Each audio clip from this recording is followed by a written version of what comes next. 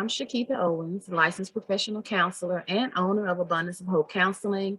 And I just want to welcome you guys today. Today is a Mental Health Action Day, and today we are taking action. We are taking action. Our theme today is definitely getting past trauma on your bariatric journey.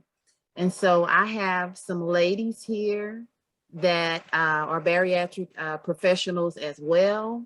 We have Miss Dr. Renetta Weaver, and we also have Miss Hope Gilchrist.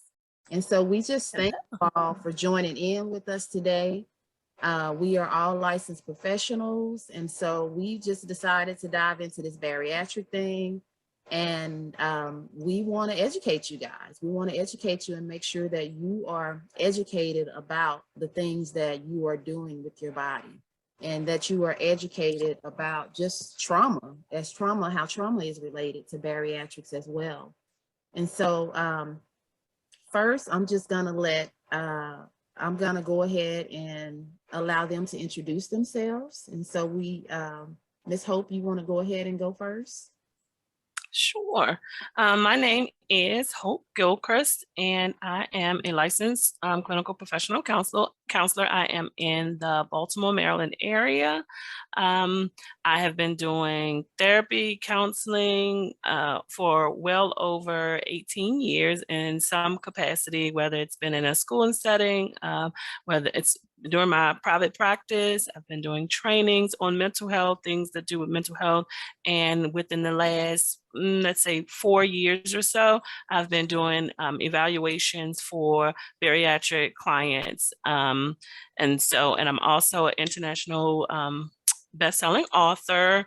I've authored 3 books, 1 collaborative book. So that's pretty much a gist of kind of who I am. I have a certification in transformational mediation. I do prepare and enrich couples counseling, and am working, as I said before, in the evaluation bariatric client stage as well. That sounds good. Thank you so much, Ms. Hope. Dr. Renetta, and I was going to read y'all bios, but I'm going to let y'all share. Y'all share, because I think y'all can do a better job than me. And so I'll let you go ahead and share. I love it. Thank you so much for having me here, and for everyone who's tuning in. Thank you so much for being here for this important conversation. So just a little bit about me.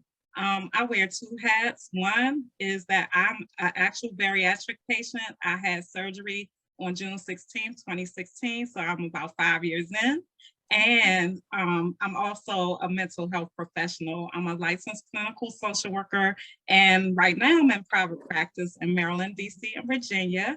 But throughout my career, which I guess is about the same as Hope, right? Work with a lot of populations from the cradle to the grave. But my last job was with the federal government. And I have worked there for 10 years, over 10 years, as the clinical director of an addictions program. And I have to be honest, like in my work with them, I was like, if we take out alcohol and drugs and replace it with food, this sounds like something I need for myself, right? Yes. So all the things that I was teaching them and learning about, I was doing my own work, right? And I was like, this is me, like food is my drug of choice. So that is really my background. I have some other things that I do. I own 2 companies. One is Total Transitions Ministry, and I basically named it that because I feel like the work I do is a ministry. No matter who I'm working with and what stage of life they're in, people are always in transition. And so that's why I named it that. But I also started Regain No More a couple of years ago. And that is to help people like us who have bariatric surgery and have struggled with weight regain to figure out how to get back on track, how to love and accept this body that sometimes doesn't work the way we want it to work, and just spread information, education, and inspiration. So that is what I do. That is awesome. Thank you so much, Dr. Weaver. And so I will, I know I just gave a brief about me, but I am a candidate right now as a bariatric counselor through the American Association of Bariatric Counselors, licensed professional counselor. I'm in Texas. So now how did I wind up with these ladies? I don't know. I really don't know. That was just a coincidence that both of them are from the same place. I'm like, okay, God, what you doing? So I'm just excited about this today, but that's just a little bit about me. I'm mostly been doing virtual therapy since we've been in the pandemic. I've written a couple books, some journals, and I recently, while I've been working on my certification, I created a program. It's a 12-week weight program, weight loss program, and WAIT stands for walk, approach, initiate and farm. So that is what the WAIT program stands for. And it just helps individuals with their self-esteem, but getting more into digging closer to looking at the trauma as well. But we look at depression, anxiety, all of these things that would push you to emotional eating. And so that's what the WAIT program is about. I'm working towards starting some support groups and different things like that to help individuals that are in that space. I've also partnered with some dietitians, personal trainers. I've partnered with licensed chemical dependency counselor. So trying to look at all of those avenues in those places, in those areas that would be an area that would cause somebody to pretty much backslide on their journey. So that's kind of what I'm doing, and partly why we're here today, because again, we want to make sure that we're educating and that we're doing those things. And so one of the things that I wanted to kind of talk about first are just you guys' thoughts when it comes to childhood trauma, and how it has a correlation to obesity and other chronic illnesses. And I know a lot of people may not be aware of this, and that's why we're talking about it today. Do you think it's important to reach the children early? Say that one more time. I didn't hear your last statement. So it's a two-part question. So pretty much when it comes to childhood trauma, having a correlation to obesity and other chronic illnesses, like what are your thoughts about that?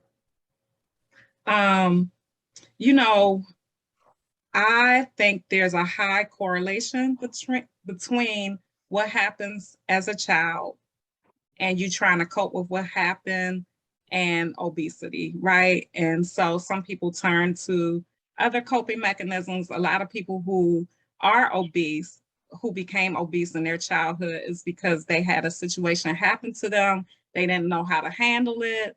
And so they turn to food for comfort. And I actually have a signature training called What's Eating You? And it talks about not so much about the food we're eating, but what's eating you, what happened, right, to you that continues to eat at you, right? And that's where that training came from. And it's really based on childhood trauma and adverse childhood experiences. Wow, that is awesome. Yeah. So I would add to that, I think that one big thing is a lot of people, and then we do say it starts kind of when we're young, that we don't realize that people don't realize that they're eating for comfort, right? But we also don't realize that food it does this thing. It makes us feel good. Like it's a feel good. So we do things that make us feel good. And so it tastes good. It's something about it so we go back to the feel good. When something happens that is traumatizing, when we're bored, when kids aren't taken care of, they go to the thing that they are guaranteed to make them feel good, which is and then like it starts early on. We learn that. We learn to cope with what makes us feel good because that's the natural thing. And so at that age, as a kid, you go for also what you can control, right?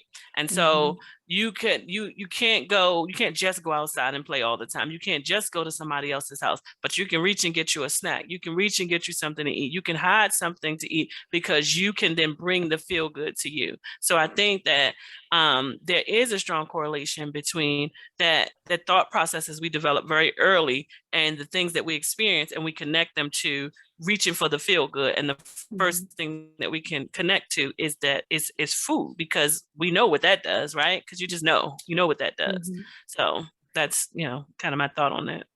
Oh, also, I like what you said, Hope, because not only do we know, but people tell us you'll feel better if you just eat this. Eat You know, something. you hurt yourself, just eat something, you'll feel better, right? Or we go over people's houses and we get these messages like, you can't refuse the food because it'll make them feel bad. Mhm. So it's all about feeling good. Yes, that is so true. And you think about just in our culture, it alone, everything that we do is associated with food, including when we memorialize somebody, we're gonna have a repast. What if we celebrating somebody's birthday, we gonna eat. If it's Sunday, we gonna eat. We gonna eat, no matter what it is that's going on. And so I think that food has been associated emotionally, so much, and not just within our culture, but in a lot of cultures. Like it's Right. I Yep. think that just from working from a background of working in foster care and seeing the children going through the trauma, a lot of times what I heard with a lot of the foster families, the children hoarding food. A lot of times, it's possible it could come from them just never having enough to eat. But it's also possible it could come from them wanting to feel good as well. Yeah, a safety net. Right. Yes. It's a control. It's in an area that you have some control over, even though you have no control over it after it gets too far. So that's the further down the line piece that you realize that once you develop it as a habit of coping, it becomes something that's now not as much in your control, because it becomes like this natural thing that we do. When I don't feel good, I eat. So it's developing something, of course, that down the road becomes not good, but you don't know that in the moment, because you need to feel good. You need your comfort. You need your safety place. So that's kind of, it's a survival piece that goes along with it. Yeah. So that's I like what Hope just said, and what you said, right, about the survival piece, because our brain is our best friend, is built for our survival. So it doesn't really care about the outcome of that other than keeping us safe, right? So it doesn't care about how we look or really how we feel, other than do we feel happy or not happy? And when we don't feel happy, when there's a threat, like the brain automatically says, how can I fix this threat? How can I fix this problem and get Renetta back to safety? Well, I learned a long time ago that if we eat, we can numb out and escape. We don't have to feel what we're experiencing. And food gives me salt, sugar, and fat, which is fuel to the body and helps the body prepare for fight, which it thinks we're in when we're in that survival state. So, Correct. Food has that purpose, right? And losing weight is actually a threat to the body, because it's the body's natural place to be to sustain the weight so that we can have fuel. Yeah. Right. Yes. And I recently, back in January, I did a talk on Eat Right, Think Right. And pretty much that's what it was pretty much covering, is that about the mood foods, that even the food that we eat can affect our mood, and it can affect so many different things. So definitely what we eat is important as well, while we're trying to do it in moderation. One of the things that you shared about earlier, Dr. Weaver, was the ACE, the adverse childhood experiences. And through some research, they found that 6 in 10 adults surveyed reporting experiencing at least one ACE experience before the age of 18. And nearly 1 in 6 of them reported experiencing 4 or more different types of ACEs. And for those of you that may not know what ACEs are, that's experiencing violence, abuse, neglect, even witnessing domestic violence in the home or the community, having a family member attempt suicide, substance use problems, mental health problems. So all of these different things where a child could have been affected throughout their childhood and are now adults. And I actually have it on my site where they can actually go and partake and take the ACE assessment to see, where they range. Because I think that it's so important that people are able to understand what's going on with them, and if they've experienced some of these things, and not to just sweep it up under the rug like we've been taught, to sweep a lot of things under the rug. Don't go to counseling, don't deal with it, go to church, just pray about it. You know, we got to do more than pray. We got Right. Stigma is a whole different topic, because stigma Yeah. is also another thing that's kind of put us in the place that we're in. Stigma is one of the major problems that, you know, hold people back from finding other ways to cope and heal when it comes to things that are happening in that kind of way. Yes. So that's good. Were you about to say something, Dr. Weaver? Just really agreeing with you all about the stigma, and just thinking in my life, like, people who experience those adverse childhood experiences don't always know that there's a problem. A lot of times people who experience things in their home just think that's the way it is. You know, that's the way my family is. That's the way all my friends' families are. And so we don't always know there's a problem. And we don't even know that eating is a problem or our weight is a problem. Like, we don't always know because we don't have that education and insight to always know, right? And then other people start suggesting it's a problem or treating us like it's a problem. And so there's a lot of conflict, right? Between, well, do I have a problem? Is something wrong, right? I know something's wrong, but when I eat, I feel better, right? I don't want to look like this. I just want to lose the weight. I don't want to look like this, but I ain't ready to give up my food because that brings me comfort and safety and peace, right? And you're telling me to give up something that brings me comfort and safety and peace that's always been my best friend when I didn't have anyone to turn to. You tell me to give that up? No, I want to give this up, my weight up, but I don't want to give up food. And that is the fight that a lot of people are in, because it's like, you know, people are like, why can't you just control what you eat? Why can't you, why are you having surgery? It's just taking an easy way out. You're not disciplined. And it's like, no, we are disciplined. We want to lose the weight, but you know, if food has become our security blanket, like, what do we replace that with? Because you tell me replace it with things like going inside of my body. I don't want to be inside of my body because that's a scary place to be. I don't want to feel nothing. So you tell me to feel, and that's gonna make me feel better. No, I don't want to. This makes me feel better. So it's a whole thing. And many times also as children, you know, just in general, but starting at childhood, feeling is outwardly expressing that there's a feeling can actually have a negative response.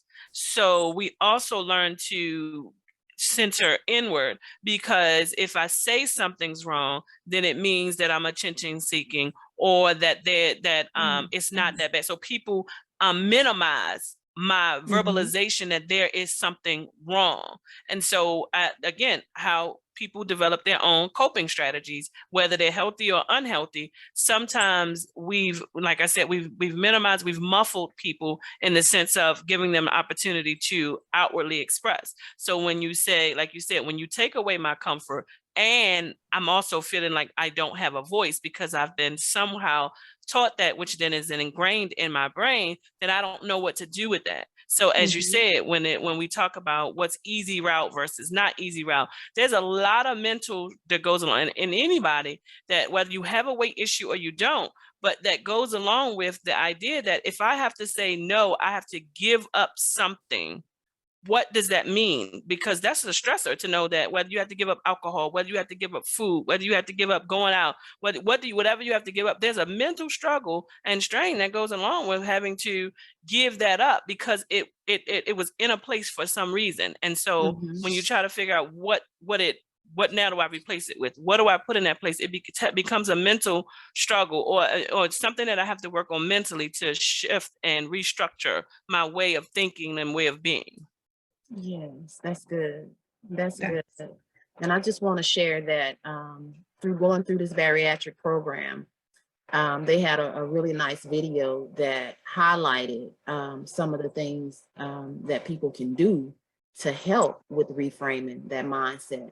And one of the things that they showed, pretty much they opened up the refrigerator, and they have you to have a conversation or even journal or write a letter to all of your favorite foods, and pretty much write like a going away letter, and then share with that food what it has done to you, how it has impacted you, even when it was good for you, you know, thanking the food for being there during those hard times, but also telling the food, you know, how this has affected me, you know, like this is something that, you know, was too salty, that ran up my blood pressure, you know, and so it was good. It made me feel good, but this was the effect that it had on my body. And so just having a letter that you write to all of your foods, and as you're doing that, you're throwing them out. So I thought that that was a really neat activity that they had people to do. And I think that that would definitely help with reframing that thought process and help with coming up with a different, you know, mind frame of how you think about those favorite foods. And yeah, we know they're good, but at the same time, how are they affecting you negatively? I was to add to what you just said, it just kind of came to my mind, and I'm a analogy like queen.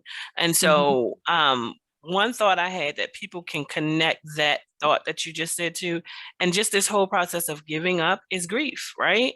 Because and grief is a process, and it's a process that mentally comes in waves, right? And so you don't always know how you're going to react. So when people think easy, oh, you should just think about, they can put themselves in the place of, if I had to grieve. So grief is not, you don't only grieve people who die, right? Because other things go away or are taken away or moved. So the grief shows up in other avenues, in other ways. And so when you understand that grief is something significant, or you could understand somebody who was grieving, give that same grace to someone who has to give up something that's meant so much to them for so long. Wow. And just to think about that, kind of what Dr. Weaver shared with us earlier with the AA, you know, that whole step, you know, that first step, just looking at all the different 12 steps and all of the things that people go through substance abuse, through grief, you know, when we look at all of that, literally we can use those same guidelines to help people as they're working through this whole process of trying to maintain their weight with the bariatrics. So definitely we're going to do some more work on that, ladies. Absolutely, because I was just, you know, again, agreeing with everything, right? And thinking how you have to slow, like when people have bariatric surgery, a lot of times they go through 3 or 6 months of preparation to get there. But a lot of times it's kind of like getting married or having a baby. You kind of miss the whole experience while you're in it. So even though a lot of information, education, and all these things are given to people as they're going through their process, it's like, nah, I just want to lay on that table and have surgery, right? And get rid of this weight. Let's get rid of the problem, right? They're not getting rid of the root of the problem, but they're getting rid of part of the problem. And so I always say bariatric surgery is just an event in the journey of weight loss, because, you know, when you lay on that table, even though they operate on your stomach, they're not operating on the years of stuff that is laying up here in the 6 inches between our ears, right? And so we are ready for one part of it, but we might not be ready for all that comes with it. Y'all talked about grief and giving up, you know, giving up things, giving up that relationship with food, which has been my best friend and my comfort. Is like, nah, I don't know if I'm ready. So, you know, using things like on a scale from 0 to 10, how ready are you to give up this food, right? And what would it take for you to get closer to a 10, which is I'm really ready, right? Because if you ask a lot of people, they're probably not at a 10. They're probably not ready to break up with food, right? And so just working with people on getting ready for what that's going to look like, right? And it's different before and right after the surgery, because before you think the surgery is going to fix all your problems, then right after, it looks like it's going to fix all your problems, because no matter what you eat, the weight is falling right off, right? So it's still, you're in that honeymoon pink cloud phase of, nah, I don't need to talk to anybody. But then when the scale stops moving to the left and you stop losing weight, and for some people even gaining that weight back, it's like, oh, what happened? The surgery failed. And it's not that the surgery failed. It's not that you failed. It's just a new awareness, like the surgery's not enough. And maybe I need to go talk to one of these counselors out here who can help me to really get back on track and do some additional work around my mindset, around my relationship with food and my relationship with my body, right? Because I might want to look a certain way, but when I start losing weight, that might feel really uncomfortable for me because I've been used to carrying this weight as a buffer, as an armor. And now people are starting to see me. I don't want anybody to see me, right? So I might trick my body into being like, it's not safe to lose weight. It's kind of like, I don't want to transition while this person is in the room with me. So I'm gonna wait until they leave. Like, I'm gonna wait until they give me permission to transition. Your body might be waiting for permission to transition. So if you're having these subconscious talks with your body saying, but I don't know who I am without the weight, or I don't know who I am without the French fries, I don't know who I am, then your body is going to say, Renetta doesn't really want this weight to go anywhere. And so it's a whole mindset thing. Wow. That's good. That's good. And I think that, just in looking at all of that, I think that it's so important to definitely go into preparation mode of trying to prepare, individuals that are going through this process of what their mindset may be like once they have the surgery, which is part of what that, the assessment that we do, we can kind of pull out some things from that as well. Definitely wanting, to be able to help people so that they can recognize that even after you have the surgery, some of those same emotions and feelings that you were having prior to having the surgery may still be there, because now you're going to be worried about, what people are thinking about you having a surgery. All of these different things that may come across your mind that puts you back in that same phase of, just feeling down. And so we want to make sure that people are educated about that. And try to prepare them for it. What is it going to look like when I get around my family and they see I done dropped 100 pounds? How am I going to feel? Am I even going to want to go out? Because that in itself could cause a depression to set in, where you want to isolate and not even want to be around people, because people going to be asking questions and wanting to talk about it. That goes right along, hope, with that grief. People want to talk about it. You ain't feeling like talking about it. Just all these different things that could come along with it. So definitely we want to make sure that people have that wrapped up in their head. Then, Listen, you're making me laugh with everything you're saying, because when I first had the surgery, I don't know what event it was, but it was like my family went out to celebrate something, right? And the whole time we were at the table, I had just had the surgery, so I really couldn't eat anything. I would take one bite of something and be really full.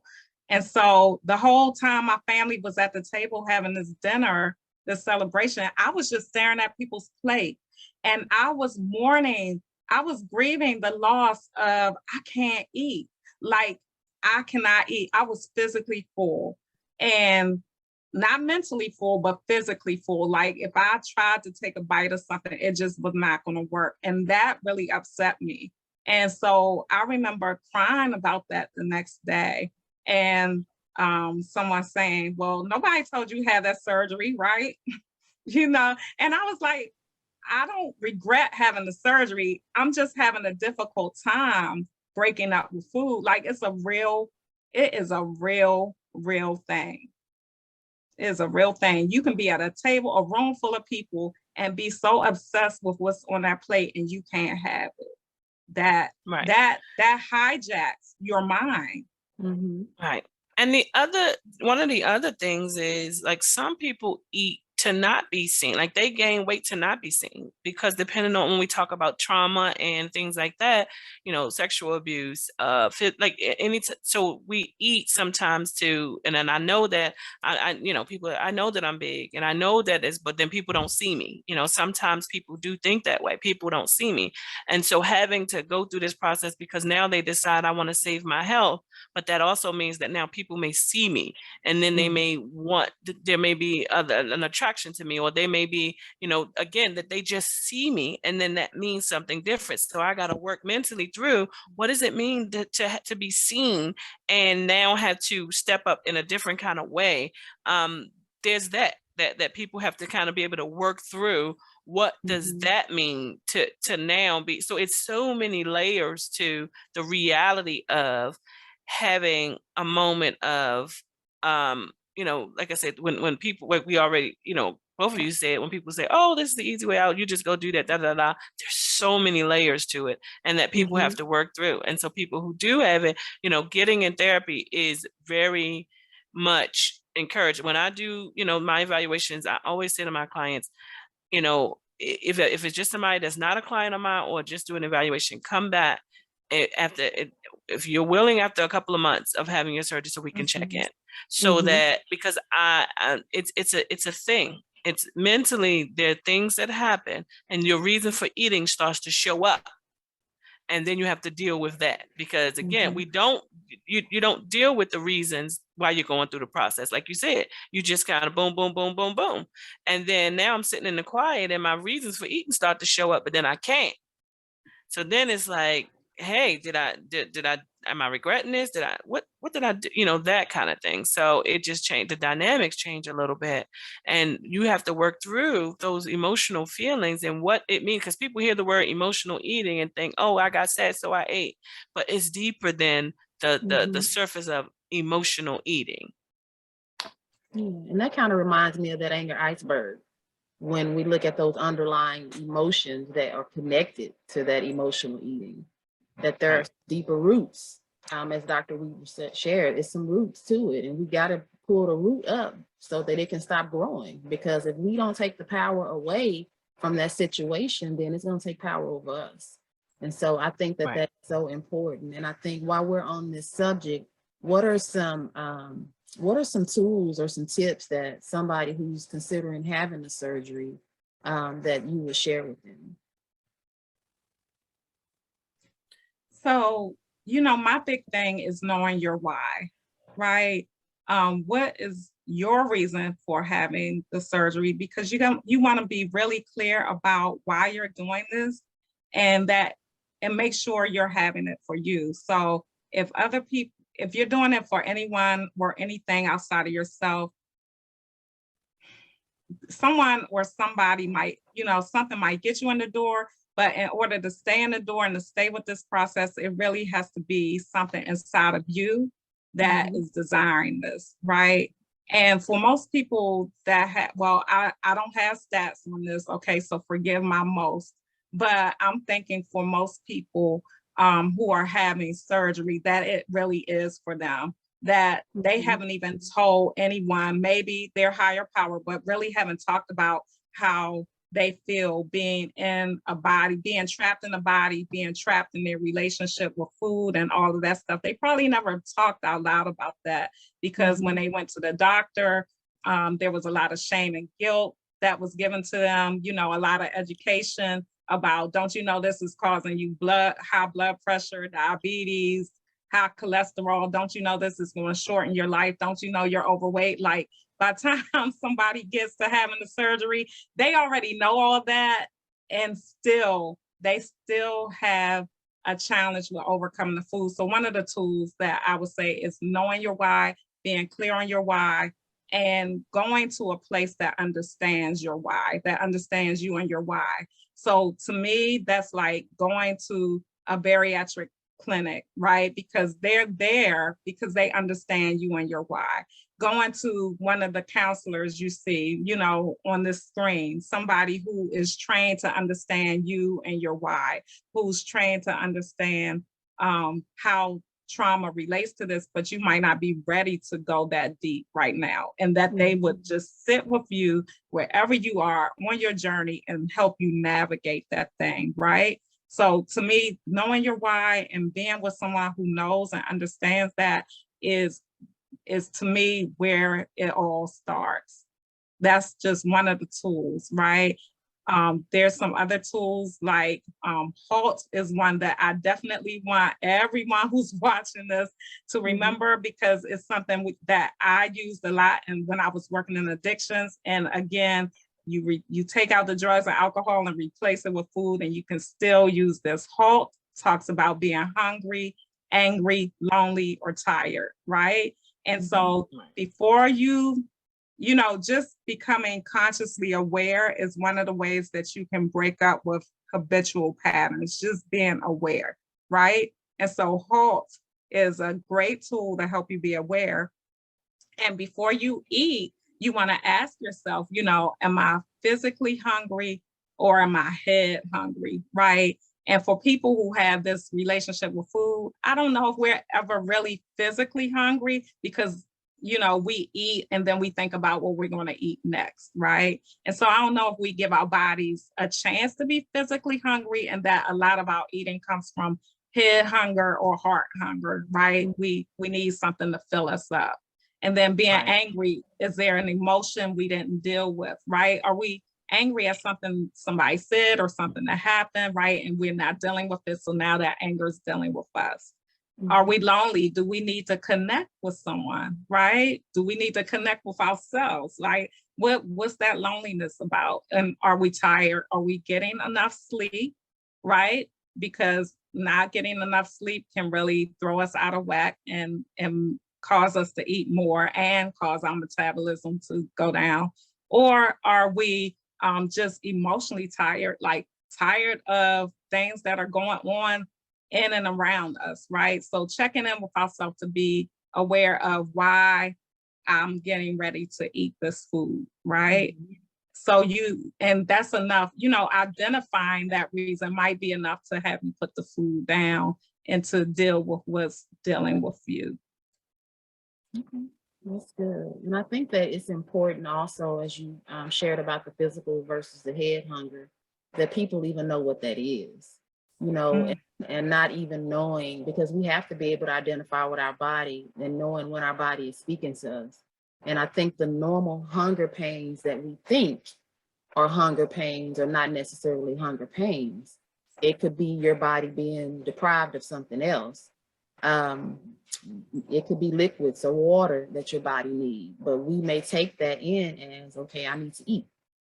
You know, sometimes I've gotten headaches and I'm like, okay, I need to eat something because my blood sugar low. You know, I just automatically then diagnose myself. I need to go eat some sweet or drink something. And it could just be, you need to drink some water. Right. So body speaks to us and talks to us, but we have to be able to listen and understand what our body is telling us. And I know I read Dr. Furman's book, Eat to Live. And one of the things that he shared about, he talked about the dry mouth. And he talked about the dry mouth being a sign of hunger, not necessarily thirst. So I would have never associated a dry mouth with hunger. I always associated, you know, my stomach cramping. My stomach is hurting. I mean, I'm hungry. But he talks about it in his book, so you guys need to go check that out because he really dives down in deep and talk about the different organs and just the whole, you know, construct of our body when it comes to food. But yes, and another question. You can go ahead. Oh, no, I was just going to say, I agree with Dr. Weaver in the sense of the knowing your why.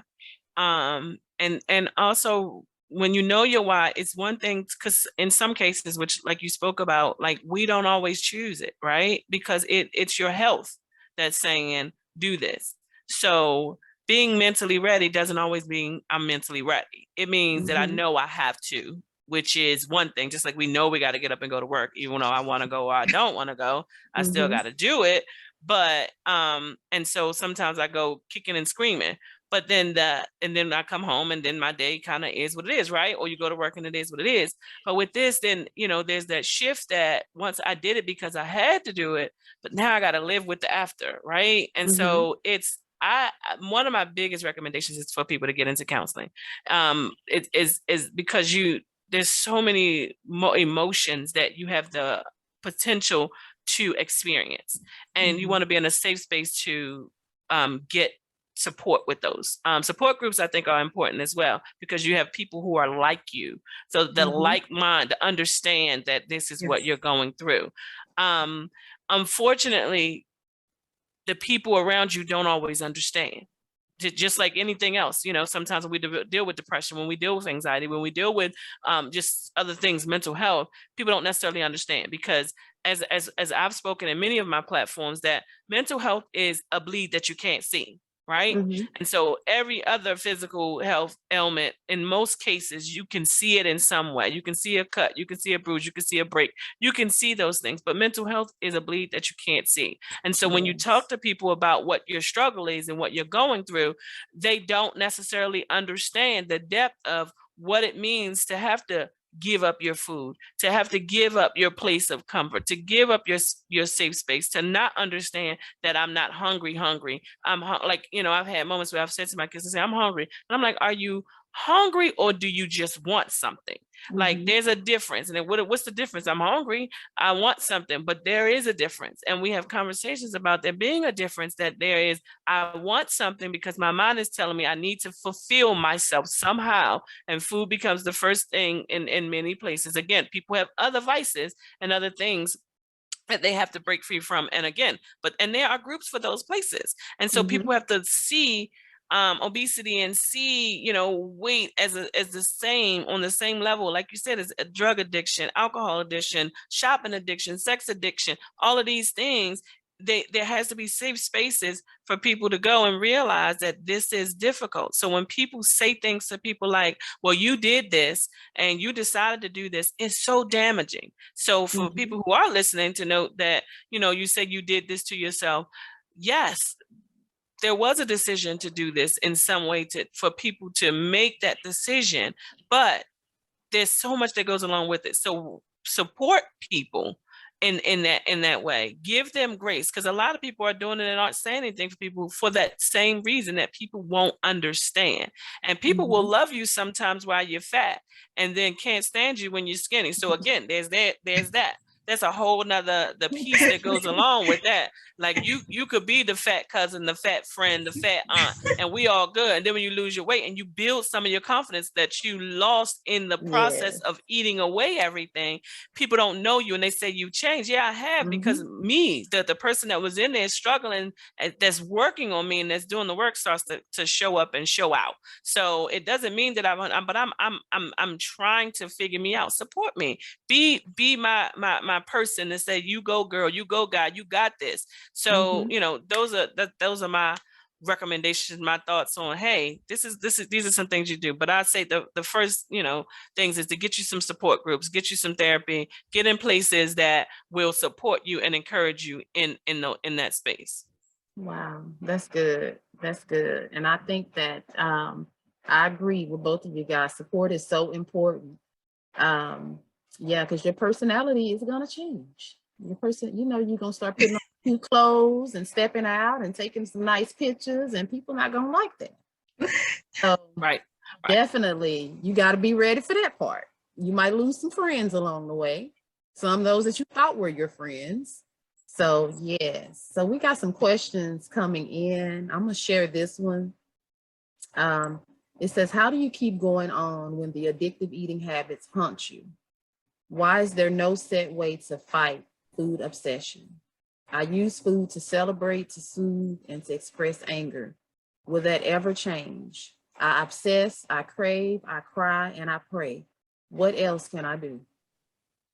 So, and that's an example of the reason why you need support groups and you need people Mhm. that are there to help you deal with emotions, because again, there's a heavier piece. There's something under having food being your premise for all of that, like your resolve. Now, people do use food as a celebratory thing, but you can go celebrate while you're eating a little something. It doesn't have to Mhm. be overindulging. So you could still celebrate, but know that I'm going to pick up a couple of these things and eat them as I talk. Walk around holding my little plate, my little piece of something. But we've been taught, and our brains and our thoughts and our process been to overindulge for so long that when we go, we think we're supposed to be eating the whole time, or and keep ordering and being, because it's what we do, right? Like you said, it's how we celebrate, but it's a Mhm. mindset. And I often tell people, in support groups and things like that, it's mind over matter. Figuring out how do you put something in place of that. If you feel like, I'm feeling like I want to eat,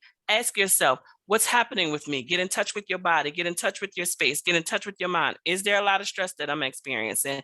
Are there things that I need, like, can I go out and take a walk? Trying to replace it with things that would, you know, kind of get in the space of getting ahead of it always being food. And then you are reteaching yourself coping strategies, other mechanisms, other things to do other than to eat. And you're able, sometimes you got to say it out loud. Oh, shoot, I really do just eat to eat. Like, then you start to take some control over it because you recognize it's happening. You have to see it. Like that person just said, I recognize that I do X, Y, and Z. Okay, now that you recognize it, here are some steps. And I would say to that person to get themselves connected with a therapist who specializes in bariatric work, because it's also, I mean, not saying any therapist can't, which they can, because they can help you with underlying stuff. But sometimes people who understand the bariatric journey is probably a better connect. That's my thought on that. Okay, that's good. And just for whoever wrote that question, kudos to you for being so brave and courageous and saying that out loud, because everybody doesn't understand the distress that I am hearing from your words. Like, looking around and feeling like people don't obsess about food like I do. They just have this normal kind of relationship with food. But for me, it's something else, and I want to break free from it. And I don't think I can ever get free from it. And so I just want you to know you can get free from it.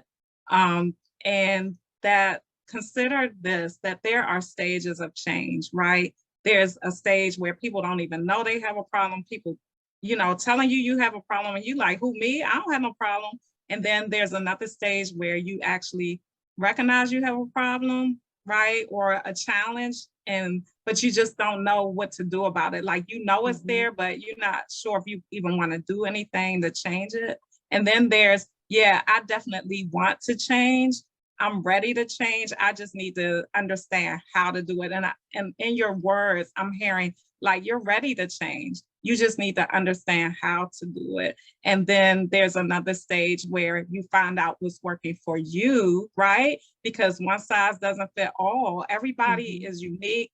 They have their own unique relationship with food. Everybody who's overweight hasn't had trauma, but a lot of people have. In fact, the ACEs came out of obesity, right? There was a weight loss doctor who discovered the ACEs, right?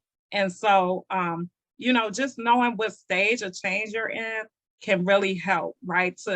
I want to offer you hope. Like, you're in the stage where you're ready to change, ready to do something different. You're just saying, how will this work for me?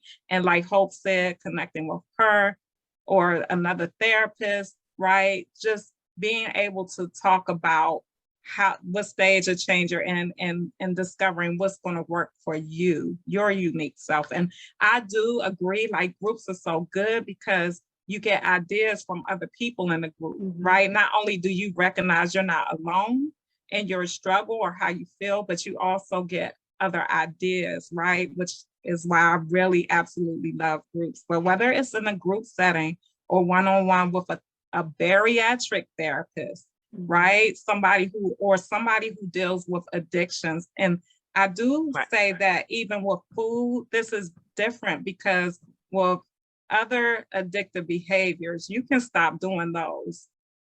Not easy. I'm not suggesting it's easy, but you can put those down.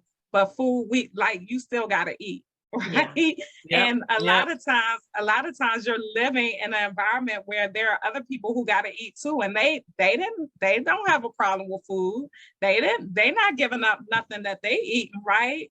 And you don't even want to ask them to give up anything, but it's just it's constantly temptation in front of your face. You're trying to go this way, but it's constantly other things in your face to remind you of what you're trying to break up with. So it's a little different, which is why I agree, like a bariatric therapist, somebody who understands food. And this isn't, something else dealing with food, like binging and purging might be an issue. But this is not always an eating disorder, even though people try to lump it into the same category. It's a little different, right? not one being more severe than the other. It's just a little different. So you really want someone who understands that. Okay. So, yeah. And recognizing That's also good. that triggers, people don't know about triggers. Mostly people who are in, like, the word trigger becomes a term that we kind of know in the mental health world, right? But recognizing that, like you just said, with the other addictions, in many ways, once you remove yourself from them, once you kind of free yourself from that addiction, you can literally move yourself from it and not really have it as a major trigger often. But with food, you have to eat and eat something to live, and it's figuring that out. So you're always triggered by the opportunity to go back to where you came from, and then sometimes, like, again, physically not being able to. So it's really about connecting to the mental that goes along with it, so that you can become stronger in the ability to walk through those times when you're feeling like, oh my goodness, all of these things are right here in front of me and this is what I need, but I can't have it.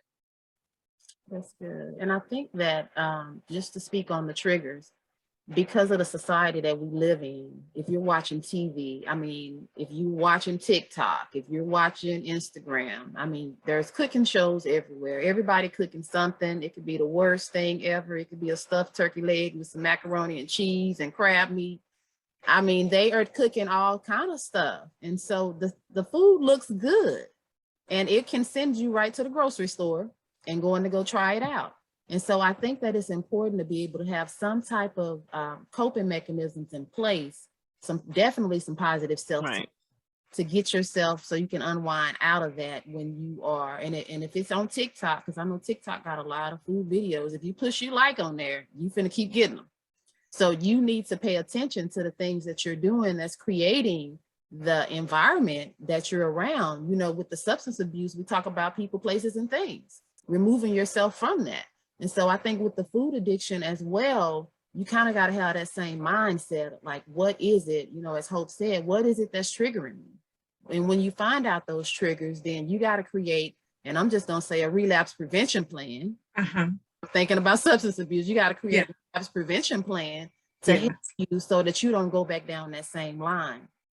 And if you do go back down that same lane, even in substance abuse, we talk about relapse as being part of the progress. It's part of the recovery phase. So even if you relapse and you slip up and you have something you're not supposed to have, don't beat yourself up. Get up, dust off, and start over, and just keep moving. And so we know that when we give up, I mean, that's pretty much it. We can't give up. You got to keep going. So yeah, so I just wanted to kind of share that, because I think that that is so important. Dr. Weaver, you shared something, but I didn't read this last part that person had shared as well, but you spoke right on it as soon as you started speaking. And they said, I'm literally in tears saying this out loud. Girl, don't make me emotional, because you spoke all over it. I felt it, because I've been there, and I'm still there. Like, even though I had the surgery 5 years ago, and even though I'm a therapist, and even though I'm a bariatric, I'm still a human being who's had a childhood trauma, right? Thought that I would write about it. If you read my first book, it probably will traumatize you. So I always like to give a trigger warning to that, because I feel like I threw up my story all over those pages, right? Before I learned how to tell my story without traumatizing, but I needed to get it out. I've been holding it in for so long. I just need to get it. I needed somebody to hear me. It's just what Hope said, like, you lose your voice. And when you finally get to speak that thing, it's like you kind of throw up on whoever. So being in therapy really, really will help you to share your story and to get it all out in a safe space, right? But like, I really felt those words, because they're the same words that I've said before. Right.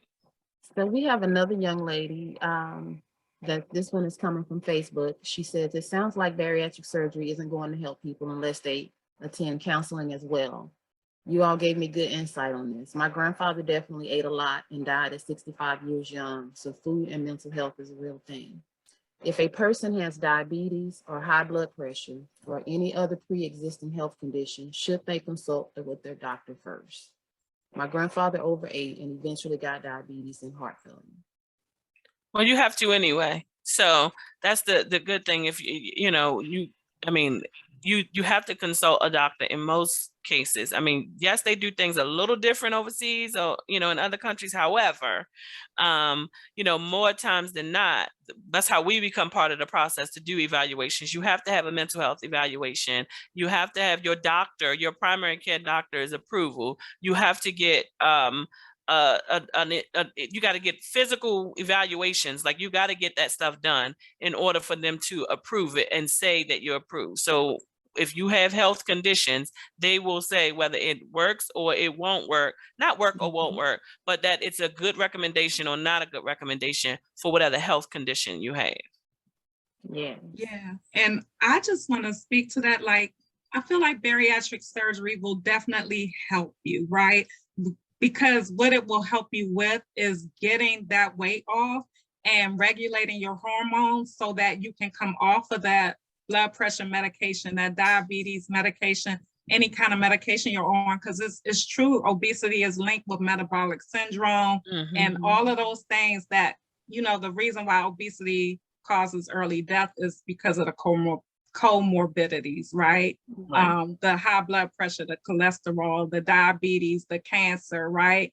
And it's painful to be overweight. You can't move about as freely as you can when your body isn't carrying those extra pounds, right? So that's, it's helpful for that. And actually, it's healthier to maintain being overweight than to yo-yo diet. So if you are losing weight, gaining weight, losing weight, gaining weight, losing weight, like, weight loss is okay, but not when you keep regaining that same 15 pounds, because then you're creating a problem where your body doesn't know what you're doing. It doesn't know what to do. It's very dangerous to yo-yo diet. So having the surgery is helpful to an extent. It's just that therapy is the other part of that puzzle. And that's why I do what I do, right? Because I realized, like, having the surgery was not it. It's an event on your journey of weight loss. Weight loss, even after the surgery, is still a whole journey, because you got to deal with the stuff, like y'all already said, the stuff that you were using food for anyway. And the brain is built on habits, and it takes a long time for the brain to be retrained into a new habit. They say it takes 21 days to form a habit. With food and stuff, it takes a lot longer, because you got all these things around you, as y'all already said, that are going to remind you. They're going to keep reminding you and keep you stuck in a cycle. So, creating a new healthy habit around food and all of that, it doesn't mean you can't never have a French fry. You can't, please stop food policing people who are, who've had surgery. They know, we already know what, we already know all the stuff you get ready to tell us and police us on. We already know. Okay. So don't be a food police, be their support. And sometimes support looks like, hey, maybe getting into a group, talking to a therapist, just having somebody that you can talk to. So you're not always continuing to try to medicate your pain away with food. Okay. Right. That sounds good. I'm gonna speak on this, and then I guess we'll go ahead and get ready to start closing up. But I just wanted to speak on the medical aspect that she was speaking about reaching out to the doctor. One thing that we know about obesity is that it's not always caused by what we think it's caused by either. So I know we're talking about food, and we're talking about that. Sometimes it can be a genetic makeup where the body does not have those genes that it needs to actually break the food down the way that it needs to be broken down. So that's another reason why it's so important to either see a doctor that's a geneticist and move in that direction as well, because a lot of people are struggling trying to lose weight right now, and it has nothing to do with their food. So Right. something else that you want to definitely follow up with. And so that's again, she spoke on the yo-yo dieting. You're doing this thing over and over again and the weight keeps coming back and you can't understand why, because you haven't went through, the whole medical process to make sure that that food is the reason. So that is so important. That's definitely. Some people struggle with different hormonal issues, different things like that exist that actually cause people to have weight issues or not be able to lose it once they get it. It's like you said, it's well beyond, because you have many people, and I've had many people say, I don't eat a lot. I'm not eating all the time. This is not necessarily my issue. And so again, which is why I also say that it's a lot of mental, because even though like food wasn't your issue prior to, and you did this, but you also were used to doing what you wanted to do when you wanted to do it. And if I choose to do a diet and I choose to go back and eat chips, I can go back and eat chips. But when you have the surgery, it changes that dynamic. So that could mess with you mentally, to not be able to have what you had before, or the freedom to choose to have what you want to have when you want to have it. And let's be real, like dieting causes us, it's really tricky, because when you try to deprive yourself of something or say you can't have it, that's when you want it the most. Like it becomes that, like almost like I'm obsessed with having it because I can't have it. And so it's like learning how to feel that void, or that piece of me that feels like I'm losing something, so I gotta have it. And that's a whole process of really just taking the time to sometimes even get to know you again, get to know the bottom me. Like I said, like you were talking about, just coping strategies. Start to journal, start to write down where did you lose you, if you lost you, or just the common ground of, you hear a lot of people say, well, I'm okay, I'm bigger, but I'm okay. And then it shows up later. But again, we got to ask ourselves, how did we get here? Why are we here? Because, and not be afraid to address it. We're the fear of talking about these things, and the like, I'm going to keep saying, the stigma of just mental health, or the stigma of, if you will, if you have people who are professionals in the health industry with, personal trainers and people like that, who are telling people, don't go get that weight loss surgery. Don't do that, because that's the easy way out, or it's not going to do nothing for you, or please don't let people just convince you to not do what could be healthy for you. Because again, some people speak from a place of surface. They don't know the underlying things. They don't know what could help you long term. They're telling you from their own space of, this is what I know. And so this is what I know could work. It could work for you to do it that way. It could work for me to do it that way, but it also could not, because we're not all the same. And because metabolically, we're made up different. Our hormones are made up different. Our genetics are made up different. All of those things, as you said, they're pieced together potentially differently. Even people who come from the same household, can take a little bit of something, just like somebody might take their mom's eye, somebody might take their dad's nose, and we all come from the same parents. So the reality is, do what needs to be done for you, and do all of your research for you. And like I said, that's back to me saying the stigma, and then having the support system. So many people go into having this surgery still traumatized, because they don't have anybody to go in with it. They don't have anybody who would support them in making the decision to save their life, because people have heard that this surgery is not good for you, have heard that somebody else failed, have heard that you won't be able to eat no more, have heard that you won't be fun because you won't be able to drink with us, have heard that you can't eat with us when we go out, have heard, girl, I wouldn't do that, guy, I wouldn't do that. But they haven't, like as if we haven't heard of people dying from diabetes. We haven't heard of people dying from from heart attacks. We haven't heard people dying from all of these health things. We heard all of that, but it's okay for you to keep doing that. Just, just don't go get that weight loss surgery, because that thing is the devil, so to speak. But so the reality is, support people and encourage people to do what's healthy, the most mentally and physically healthy for them, but be there for them, Listen, Because my own primary care doctor, before I went to the bariatric clinic, my primary care doctor gave me a list of do's and don'ts as far as eat this, don't do that. And I looked at that list like, you little skinny, like, what do you know about what I'm going through? Nothing. And then I had another doctor tell me, don't have that surgery, it's dangerous, right? These were my primary care doctors. So when I had to get my 5 years of weight history, because you have to have that to take to the bariatric doctor, when I got that, I made sure I didn't speak to my doctor. I asked the nurse, like, can you print out my weight history? Because my doctors were like, nah, I'm not endorsing that, right? And so you have to know what's right for your body, right? I always tell my patients, I'm an expert in what I do, but you are the expert on you. You know what's right for you, right? And so when I had that surgery, before the surgery, I announced that I was having the surgery, and I heard things like, can't you do it the right way?